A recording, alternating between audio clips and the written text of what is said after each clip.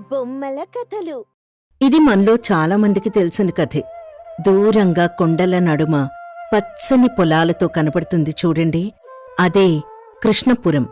ఆ అందమైన చిన్న పల్లెటూర్లో రంగయ్య అనే పేద రైతు ఉండేవాడు. అతనికి చిన్న పూరిల్లు, 2 ఎకరాల చిన్న పొలం. యశోదా, నువ్వు పనికి వెళ్లడం ఎందుకే? ఇంట్లోనే ఉండు. నీ కష్టానికి నా కష్టం తోడైతే మన కొడుకు బాగా చదువుకుంటాళ్లే అయ్యా అంటూ భార్య యశోద కూలి పనులు చేస్తూ రంగయ్యకి సహకరించేది. ఇద్దరూ కలిసి కష్టపడినా ఇంట్లో చాలా సమస్యలుండేవి. రోజూ 2 పూటలా తిండమే అదృష్టంగా భావించేవారు. వాళ్ల కొడుకు రాముడు చదువుకుంటూ ఉండేవాడు. డబ్బంతా అతనికే ఖర్చయిపోయేది. బిడ్డ ప్రయోజకుడై సంపాదిస్తే తప్ప మన కష్టం తీరదే. వాడు ఖచ్చితంగా వృద్ధిలోకొస్తాడు అనుకుని కష్టపడుతూనే ఉండేవాడు. ఊరివారు రంగయ్య ఇంటిని చూసి జాలిపడేవారు, కాని సాయం మాత్రం చేసేవారు కాదు. ఇంకొంతమందైతే వాళ్ల పేదరికాన్ని చూసి ఎగతాళి చేస్తూ ఉండేవారు. కాని రంగయ్య ఆ మాటలు విన్నా పట్టించుకునేవాడు కాదు.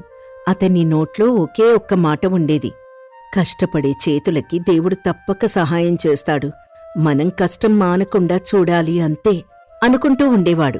ఆ కుటుంబానికి ప్రతిరోజూ ఒక పరీక్ష. కాని కొడుక్కే లోటు లేకుండా చూసుకునేవారు. దేవుడి మీద భారం వేసి ఉన్న చిన్నపాటి పొలంలో పంట వేశాడు. కాని దేవుడికి అప్పుడప్పుడు సరదా కదా. ఎండలు బాగా కాసి ఆ పంట కాస్త ఎండిపోయింది. అదేంటో తెలియదు కాని కష్టం మీద కష్టం చూసి ఆనందించడం ఆ దేవుడికి వినోదమేమో కదా.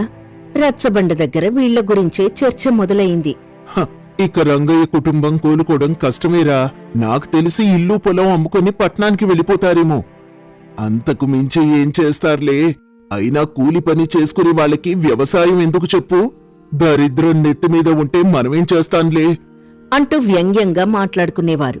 ఇలా జరుగుతూ ఉండగా ఒకరోజు రాత్రిపూట రంగయ్య యశోద కూర్చొని మాట్లాడుకుంటున్నారు. ఎవయ్యా, మనకే ఈ కష్టాలెందుకు? ఆ దేవుడికి నిజంగా దయలేదు. బాధపడుకు యశోద. కష్టాలు పెరుగుతున్నాయి అంటే విరుగుతున్నాయి అని అర్థం. పెరుగుట విరుగుట కొరకే. ఇవన్నీ అబ్బాయికి తెలియనివ్వకు. షావుకార్ దగ్గర అప్పు నేనెలాగోలా తీరుస్తాన్లే అంటూ ప్రతి తండ్రిలాగే మాట్లాడాడు. కాని ఇదంతా చాటుగా కొడుకు రాముడు వింటూ ఉన్నాడు. తర్వాత రోజునుంచి తనే చదువు ఆపేశాడు. చుట్టుపక్కల పిల్లలకి పాఠాలు చెప్తూ తండ్రికి సాయం చేస్తూ ఉండేవాడు. తల్లి తండ్రి ఎంత చెప్పినా వినకుండా ఆ పనే చేసేవాడు. పర్లేదులేమ్మా, ఈ సమయంలో మీకు సహాయపడకపోతే ఎలా? ఏమయ్యా, పిల్లోడు చదువు ఆపడం నాకు బాధగా ఉంది. రాముడు చాలా తెలివైనవాడు. యశోదా, నేను కూడా చెప్పి చూశాను. వాడు వినట్లేదు. బహుశా మన మాటలు విన్నాడేమో. అప్పులు పెరుగుతున్నాయ్యా. షావుకారు వేధింపులు భరించలేకపోతున్నాను. వీడేమో చదువు మానేసి కూర్చున్నాడు. కొన్ని రోజుల్లే, మళ్ళీ మనం పంట వేశాం కదా, ఈసారైనా దేవుడు కనికరించడా అంటూ ఏదో ఆశాభావంతో చెప్పాడు. ఆ సంవత్సరం వర్షాలు పూర్తిగా మానేశాయి. పొలం ఎండిపోయింది. పంట అస్సలు పండలేదు. అప్పు తీర్చలేక, తిండానికి సరిగ్గా లేక ఆ కుటుంబం దారిద్ర్యంలో కూరుకుపోయింది. షావుకారు వేణుగోపాలం వచ్చాడు. రంగయ్య, నీ అప్పు 5,000 అయింది. ఇవ్వకపోతే నీ పొలం నా పేరు మీద రాయించుకుంటాను. అయ్యా అయ్యా, కొంచెం సమయం ఇవ్వండి. పంట లేదు. ఈ ఏడాది కష్టంగా ఉంది. సమయం అయిపోయింది రంగయ్య. వారం రోజుల్లో డబ్బివ్వు, లేదా నీ పొలం నా పేరు మీద రాసేయ్ అంటూ కరాఖండిగా చెప్పి వెళ్ళిపోయాడు. ఆ మాటలు విన్న యశోద మూలలో కూర్చుని ఏడ్చింది. ఈ విషయం ఆ నోట ఈ నోట రాముడికి తెలిసింది. నాన్నా, మన పొలం పోతుందా అని కొడుకనగానే రంగయ్య గుండె మెలిపెట్టింది. కాని పైకి చిరునవ్వు నవ్వాడు. లేదు నాయనా, పొలం పోదు. నాన్న ఉన్నాడు కదా అని చెప్పాడు. కాని రంగయ్యకేం చేయాలో అర్థం కాలేదు. రాత్రంతా ఆలోచిస్తూ ఉన్నాడు. ఉదయాన్నే రాముడు రంగయ్య దగ్గరకొచ్చాడు. నాన్నా, నేను పట్నం వెళ్తాను. అక్కడ కూలి పనిచేసి డబ్బు పంపిస్తాను. నాయనా, నువ్వు చిన్నవాడివిరా. నాన్న, నాకు 20 సంవత్సరాలు. చేతులున్నాయి, బలం ఉంది. మీరు కష్టపడటం చూసి నేనింట్లో కూర్చోలేను. పర్లేదులేండి, మీరు ధైర్యంగా ఉండండి అని చెప్పగానే రంగయ్య కళ్లల్లో నీళ్లు తిరిగాయి. కొడుకు భుజం మీద చేయి వేశాడు. సరే నాయనా, కాని జాగ్రత్త. రాముడు వెళ్ళిపోయాడు. రంగయ్యకి కాస్త గర్వం, బాధ కలిసొచ్చాయి. కొడుకు పట్నం వెళ్లిన మరుసటి రోజు యశోద భర్త దగ్గరికి వెళ్ళింది. ఏమయ్యా, ఊరి పెద్ద మనిషి రామారావు గారు అడిగారు. వారింట్లో పనిచేస్తే నెలకి 1000 రూపాయలు ఇస్తారంట. నేను వెళ్తాను. నువ్వలా కష్టపడితే మన కుటుంబానికి గౌరవం ఉండదు కదా. పర్లేదయ్యా, ఈ నవ్వేవాళ్లు మన కష్టాన్ని తీర్చలేరు కదా అని చెప్తూ రంగయ్యని ఒప్పించి పనికి వెళ్ళింది. రంగయ్య మాత్రం ఇంట్లో ఉన్న స్థలంలోనే కూరగాయలు పండించడం మొదలుపెట్టాడు. రాముడు పట్నంలో పెద్ద కిరాణా దుకాణంలో పనిచేస్తూ చదువుకుంటున్నాడు. రంగయ్య మనసు నిండిపోయింది. తన కుటుంబాన్ని చూస్తుంటే అతనికి గర్వంగా అనిపించింది. నిజంగా కుటుంబం అంటే ఇలాగే ఉండాలి కదా. కష్టాన్నందరూ పంచుకుంటే మనల్ని చూసి ఆ కష్టం పారిపోదు. ఉన్న అప్పుకి వడ్డీలు తీర్చుకుంటూ కొన్ని నెలల్లోనే ముగ్గురూ కలిసి అప్పు మొత్తం తీర్చేశారు. కూరగాయలకి మంచి పేరు కూడా రావడంతో రంగయ్యకి చాలా సంతోషం వేసింది. అందరూ కలిసి వేణుగోపాలానికి అప్పు తీర్చారు. పొలం మిగిలింది. రంగయ్య, నీ కుటుంబం ఒక్కటిగా నిలబడింది. ఇలాంటి కుటుంబం మన వెనక నిలబడితే మగాడు ప్రపంచాన్నైనా ఓడించగలడు అని రంగయ్య కుటుంబాన్ని మెచ్చుకుంటాడు. రంగయ్య తన భార్యని కొడుకుని చూస్తూ గర్వపడ్డాడు. అయ్యా, ఒంటరి మనిషి కూలిపోవచ్చు, కాని కుటుంబం ఒక్కటిగా నిలబడితే ఏ తుఫాను కూడా వాళ్ళని ఏమీ చేయలేదు. మరుసటి సంవత్సరం వర్షాలు బాగా పడ్డాయి. రంగయ్య పొలంలో మంచి పంటొచ్చింది. అంతేకాదు, కూరగాయలు కూడా పండిస్తున్నాడు.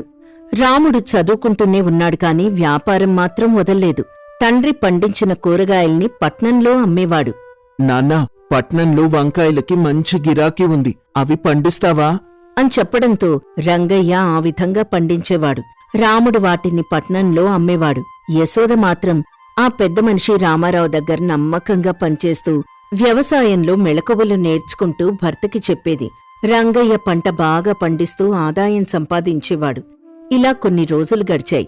వాళ్లు పనిచేయడం మాత్రం ఆపలేదు. ఆ సంవత్సరం రంగయ్య కుటుంబానికి మంచి ఆదాయం వచ్చింది. చిన్న పూరి ఇల్లు మారి బంగ్లాగా మారింది. కొడుకు వంటి మీదకి మంచి బట్టలొచ్చాయి. ఊరివారు ఆ మార్పు చూసి ఆశ్చర్యపోయారు. ఈ ఎండాకాలంలో ఎందుకో రంగయ్య కుటుంబానికి బాగా కలిసొచ్చినట్టుంది అని అందరూ వెక్కిరించడం ఆపేసి గొప్పగా రచ్చబండ దగ్గర మాట్లాడటం మొదలుపెట్టారు. వాళ్లు ఎగతాళిగా మాట్లాడినప్పుడు రంగయ్య కృంగిపోలేదు. అలాగే ఇప్పుడు పొగుడుతుంటే పొంగిపోవట్లేదు. కష్టాన్ని నమ్మి పనిచేస్తూనే ఉన్నాడు. ప్రతి వేసవికి ఆకలితో ఉన్న రంగయ్య ఇల్లు ఇప్పుడలా లేదు. ఆహా, పైన చందమామ సుక్కలు, నా ఎదురుగా నా భార్య బిడ్డ ఇలా కలిసి భోంచేస్తూ ఉంటే స్వర్గం ఇదేనేమో అనిపిస్తోంది అంటూ వెన్నెల్లో కూర్చొని చల్లగాలి పీలుస్తూ భోంచేస్తున్నాడు. అటుగా వెళ్తున్న ఊరి పెద్ద రామారావు ఒకరోజు రంగయ్య దగ్గరకొచ్చాడు. రంగయ్య కూరగాయల మొక్కలకి పాదులు చేస్తూ ఉన్నాడు. రామారావుని చూడగానే అయ్యా, రండి కూర్చోండి అంటూ అతిథి మర్యాదలు చేశాడు. రామారావు సూటిగా రంగయ్యని ఒక ప్రశ్న అడిగాడు. రంగయ్య, జీవితంలో చిన్న సమస్య రాగానే అందరూ అతలాకుతలమవుతారు కదా. నీ జీవితం తలకిందులైనా మళ్లీ పుంజుకున్నా అలాగే స్థిమితంగా ఉన్నావు. ఎలా? కష్టాలు పడుతూ ఉంటేనే మన మీద మనకి నమ్మకం వస్తుందయ్యా. అలా ఇది కూడా నాలో నమ్మకం పెంచింది. అంతేకాదు, నాకొక సమస్య వస్తే నా కుటుంబం నా వెంట నిలబడింది. అలాంటప్పుడు బాధపడి ఏం లాభం అని చాలా నిశ్చలంగా చెప్పాడు. రామారావు అలా గుడ్లప్పగించి చూస్తున్నాడు. అయినా కష్టం ఒకరి పంచుకుంటే చాలా భారంగా ఉంటుంది. 10 మంది పంచుకుంటే దూరంగా ఉంటుంది. 10 పొట్టేళ్లు కలిస్తే ఎంత సింహం అయినా ఏం చేస్తుంది చెప్పండి అని చెప్పాడు. ఆ మాటలకి రామారావుకి చేతులెత్తి దండం పెట్టాలనిపించింది. కాని పెద్దరికం వల్ల మౌనంగా వెళ్ళిపోయాడు. రంగయ్య మాత్రం ఎప్పట్లాగానే పనిచేసుకుంటూ బతుకుతూ ఉన్నాడు. కుటుంబం ఎప్పట్లాగే అతన్ని ప్రేమిస్తూ ఉంది. ప్రేమతో కూడిన కుటుంబాల్ని చూస్తే కష్టం కూడా కొంచెం దూరంగా ఉంటుంది కదా. ఒక ఇంట్లో రంగారావు అనే జమీందారు ఉండేవాడు. ఆయనకు 100 ఎకరాల భూమి, పాడి ఆవులు, తోటలు ఉన్నప్పటికీ మనశ్శాంతి తక్కువ. ఎందుకంటే ఆయనకెవ్వర్నీ నమ్మలేని అనుమానం అనే వ్యాధి ఉంది. ఆ అనుమానం వల్ల ఏ పాలేరు కూడా ఆయన దగ్గర 4 రోజులకు మించి పనిచేసేవాడు కాదు. పొలం పన్ల కన్నా యజమాని వేసే ప్రశ్నలకు సమాధానం చెప్పలేక అందరూ పారిపోయేవారు. రంగారావు భార్య అన్నపూర్ణమ్మ చాలా వివేకవంతురాలు. ఒకరోజు ఉదయం సమయంలో రంగారావు పొలం వెళ్తుండగా అతని భార్య అన్నపూర్ణమ్మ ఆయన్నాపి ఇలా అంటుంది. ఏమండి, వినండి, ఈరోజు కూడా పొలానికి మీరే వెళ్తున్నారా? ఆ కొత్తగా వచ్చిన పాలేరు కూడా నిన్ననే పని మానేశాట కదా. ఇలా అయితే మన పంటల పరిస్థితేంటి? ప్రతిరోజూ మీరే బురదలో దిగి పనులు చూసుకోవడం మీకు తగునా? వాడు పని దొంగ అన్నపూర్ణ. నిన్న నేను వెళ్లేసరికి చెట్టు కింద కూర్చొని నిశ్చింతగా విశ్రాంతి తీసుకుంటున్నాడు. నేనిచ్చే జీతానికి వాడు పడాల్సిన కష్టం అది కాదు. వాణ్ణి ప్రశ్నిస్తే అలసటగా ఉందయ్యా అని బదులిచ్చాడు. అందుకే గట్టిగా మందలించాను. వాడు భయపడి పారిపోయాడు. నా దగ్గర పనిచేయాలంటే క్రమశిక్షణ ఉండాలి. మనిషి అన్నాక కాసేపు విశ్రాంతి కోరుకుంటారు కదా. మీరు అతి జాగ్రత్తతో అందర్నీ దొంగల్లా చూస్తే మన పొలాలు పాడైపోతాయి. మనుషుల మీద నమ్మకం ఉంచడం నేర్చుకోండి. దయచేసెవర్నైనా నమ్మకస్తుణ్ణి వెతకండి. లేకపోతే ఈసారి పంట చేతికి రావడం కష్టం. నమ్మకమా? ఈ రోజుల్లో అది అంగట్లో దొరికే వస్తువు కాదన్నపూర్ణ. అయినా నా స్నేహితుడు జనార్దన్ ఏదో సహాయం చేస్తా అన్నాడు. వాణ్ణొకసారి కలిసొస్తాను అని చెప్పి రంగారావు ఊరి రచ్చబండ దగ్గరికి వెళ్తాడు. అక్కడ ఆయన స్నేహితుడు పొరుగురి జమీందారైన జనార్దన్ కలిశాడు. జనార్దన్ చాలా సామాన్యంగా ఉంటూ అందర్తో కలుపుగోలుగా ఉంటాడు. ఏరా రంగారావు, ముఖం అలా పెట్టావు? మళ్ళీ పాలేర్ల సమస్యేనా? నీ పొలాల్లో పచ్చదనం కంటే నీ ముఖంలో చింతే ఎక్కువగా కనిపిస్తోంది. అవును జనార్దన్, ఎవ్వడూ నమ్మకంగా ఉండటం లేదు. పొలం పనులు సరిగ్గా చేయడం లేదు. మళ్ళీ ఏదో ఒక మోసం చేద్దామని చూస్తున్నారు. ఎవర్ని నమ్మాలో ఎవరిని నమ్మకూడదో అస్సలు అర్థం కావడం లేదు. నీ సమస్య మనుషుల్లో లేదు రంగారావు, నీ ఆలోచనలో ఉంది. నువ్వు పాలేర్ని పనివాళ్ల కాదు, నీ ఆస్తిని కాపాడే తోడులా చూడాలి. సరే, నా దగ్గర ఒక అబ్బాయి ఉన్నాడు. వాడి పేరు సీతయ్య. చాలా తెలివైనవాడు. 10 మంది చేసే పన్ని ఒక్కడే చేయగల సమర్థుడు. అంతకు మించి నిప్పులాంటి నిజాయితీపరుడు. వాణ్ణి దగ్గర పనిచేస్తాడేమో అడుగుతాను. కాని ఒక్క మాట, వాణ్ణి నువ్వు పాలేర్లా కాకుండా నీ ఇంటి మనిషిలా గౌరవించాలి అని జనార్దన్కు విషయం చెప్తాడు. మరుసటి రోజు సీతయ్య తన భార్య లక్ష్మితో కలిసి రంగారావు ఇంటికొచ్చాడు. సీతయ్య ముఖంలో ఒక రకమైన ప్రశాంతత, తెలివితేట్లు కనిపిస్తున్నాయి. నమస్కారమయ్యా, జనార్దన్ గారు పంపారు. నా పేరు సీతయ్య. ఈమె నా భార్య లక్ష్మి. మేమిద్దరం మీ పొలంలో పనిచేయడానికి సిద్ధంగా ఉన్నాం. పని విషయంలో మీకెటువంటి లోటు రాకుండా చూసుకునే బాధ్యత నాది. పనిస్తాను సీతయ్య, కాని నా కళ్ళెప్పుడూ నీమీదే ఉంటాయి. ఒక్క పొరపాటు జరిగినా, ఒక్క గింజ అటూ ఇటూ అయినా నేను సహించను. నీకెంత జీతం కావాలో ఇప్పుడే ఖచ్చితంగా చెప్పు. అయ్యా, జీతం గురించి ఇప్పుడొద్దు. పని మొదలు పెట్టకముందే కూలీ అడిగే అలవాటు నాకు లేదు. 6 నెలల తర్వాత పంట చేతికొచ్చాక నా పని వల్ల మీకెంత లాభం కలిగిందో, మీ మనసెంత ప్రశాంతంగా ఉందో చూసి అప్పుడు అందులో మీ ఇష్టం వచ్చినంత ఇవ్వండి.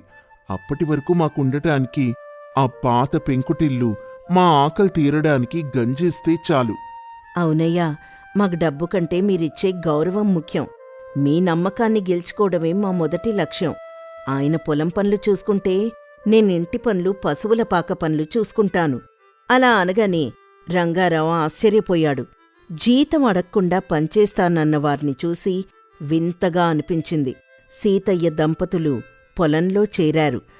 సీతయ్య రాకతో పొలం రూపురేఖలే మారిపోయాయి. నీరు వృధా కాకుండా కొత్త కాలువలు తీశాడు. అలా ఉండగా ఒకరోజు పక్కూరి రైతు సూరయ్య గొడవకొచ్చాడు. సూరయ్య కొంచెం గట్టి మనిషి, పైగా స్వార్థపరుడు. ఏ సీతయ్య, మీ జమీందార్కి చెప్పు, మీ పొలం గట్టు నా పొలంలో 2 అడుగులు జరిపారు. దీనివల్ల నా భూమి తగ్గిపోతోంది. ఇది అన్యాయం. నేను ఊరి పంచాయతీ పెడతాను. రంగారావు గారిని నిలదీస్తాను. సూరయ్య గారు, ఒక్క నిమిషం ఆగండి. ఆవేశం అనర్థదాయకం. గట్టు జరిగిందో లేదో మన కళ్ళకంటే భూమికి బాగా తెలుసు. ఒకసారి పాత పరిశీలన రాళ్లు చూడండి. ఆ రాయి ఉన్న చోటు నుండి చూస్తే గట్టు ఇటు జరిగితే మీ పొలం వైపు ఉన్న నీటి కాలువ మా వైపు రావాలి కదా. కాని ఆ కాలువదారి ఇప్పటికీ మీ పొలం వైపుకే ఉంది. అంటే గట్టు పెరగడం వల్ల మీకు నీటి సదుపాయం పెరిగింది కాని మాక్కాదు. ఇందులో మీకు నష్టం ఎక్కడుంది? లాభం తప్ప. సూరయ్య ఆలోచనలో పడి కాలువని గమనిస్తూ, నువ్వు చెప్పేది నిజమే సీతయ్య. నీటి కాలువ నా వైపే ఉంది. అంటే ఈ గట్టు ఇటు పెరగడం వల్ల నా పొలానికి నీళ్లు ఇంకా సులభంగా అందుతున్నాయన్నమాట. నేను కోపంలో ఆ కాలువ గురించి గమనించనే లేదు. అంతేకాదు సూరయ్య గారు, మా జమీందార్ గారు ఈసారి కొత్త రకం ప్రకృతి ఎరువులు వాడుతున్నారు. ఆ గట్టుగుండా వర్షం నీరు ప్రవహించినప్పుడు ఆ ఎరువుల సారం మీ పొలానికి కూడా అందుతుంది. మీ పంట కూడా మా పంటతో పాటు పచ్చగా పండుతుంది. ఇక గొడవెందుకు, ఇద్దరం కలిసి పంటని కాపాడుకుందాం అని చెప్పగానే సూరయ్య సీతయ్య మాటలకు ముగ్ధుడై సంతోషంగా వెళ్ళిపోయాడు. ఈ విషయం తెలిసిన రంగారావు సీతయ్యని మనస్ఫూర్తిగా మెచ్చుకున్నాడు. కాని రంగారావు బావమరిది పరమానందానికి ఇది నచ్చలేదు. పరమానందానికి ఆస్తి మీద ఆశ. జమీందార్ దగ్గర ఎవ్వరూ ఉండటం ఇష్టం లేదు. అప్పుడక్కడున్న పరమానందం రంగారావుతో ఇలా అంటాడు. బావా, చూసావా, ఈ సీతయ్య అందర్నీ మాటలతో బురుడీ కొట్టిస్తున్నాడు. వాడు పక్కూరి సూరయ్యతో రహస్యంగా ఒప్పందం చేసుకున్నాడేమో. వాణ్ణీకు తెలియకుండా పంటను అమ్ముకుంటున్నాడని నాకు అనుమానంగా ఉంది. నమ్మకస్తుళ్లా నటిస్తూ వెన్నుపోటు పొడిచే రకం వాడు. వాడలా చేసేవాడు కాదు బామ్మర్ది. అయినా నువ్వు చెప్తున్నావు కాబట్టి నా పాత అనుమానం మళ్ళీ మెదులుతోంది.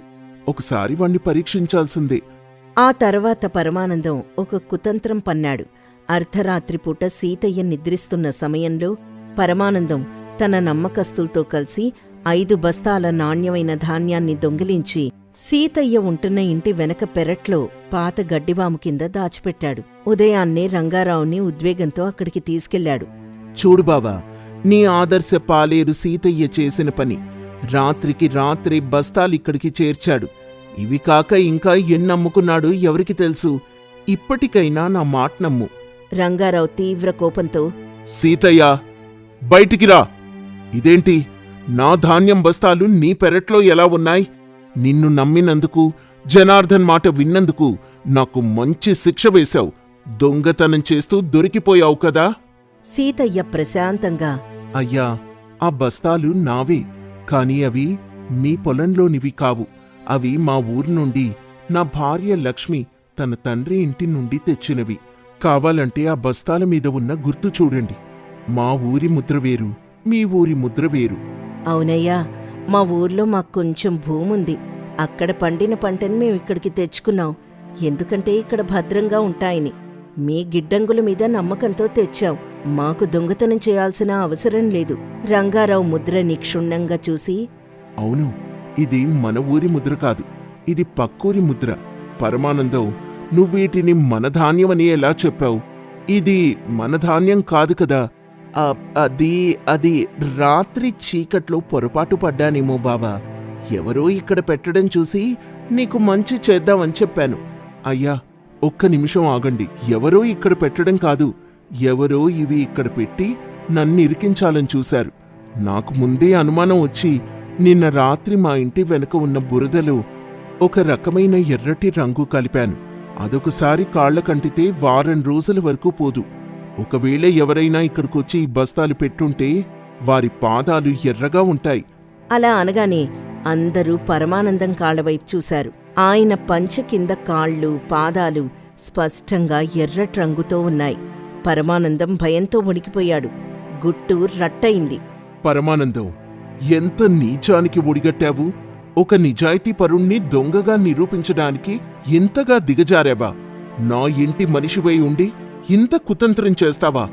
ఇప్పుడే నా కళ్ల ముందు నుండి వెళ్ళిపో. మళ్ళీ ఈ గ్రామంలో కనిపించకు అని చెప్పగానే పరమానందం తల దించుకొని అవమానంతో ఊరు విడిచి వెళ్ళిపోయాడు. రంగారావు కళ్లల్లో నీళ్లు తిరిగాయి. సీతయ్య చేతులు పట్టుకున్నాడు. సీతయ్య, ఈ రోజుతో నా అనుమానం అనే జబ్బు పూర్తిగా నయమైంది. నువ్వు కేవలం తెలివైన పాలేరువి మాత్రమే కాదు, నా కళ్ళు తెరిపించిన మిత్రుడివి. నా స్నేహితుడు జనార్దన్ చెప్పింది అక్షర సత్యం. ఇక నుండి ఈ పొలాలన్నీ, ఈ ఆస్తిపాస్తులన్నీ నీ పర్యవేక్షణలోనే ఉంటాయి. నీకు జీతం కాదు, ఈ పంటలో సగం వాటా ఇస్తాను. ధన్యవాదాలయ్యా. యజమాని గౌరవం, ఆయన చూపే నమ్మకం ఉంటే పాలేరుకదే ₹1,00,00,000 ఆస్తి. మీ నమ్మకాన్ని నిలబెట్టుకుంటాను. ఈ కథ వల్ల మనకు తెలిసే నీతి ఏంటంటే సత్యమెప్పుడూ నిలకడగా ఉంటుంది. దాన్ని అబద్ధంతో కప్పలేము. అనుమానం బంధాల్ని విచ్ఛిన్నం చేస్తుంది. కాని నిజాయితీ, తెలివితేటలు మనిషికి శాశ్వతమైన గౌరవాన్ని తెచ్చిపెడతాయి.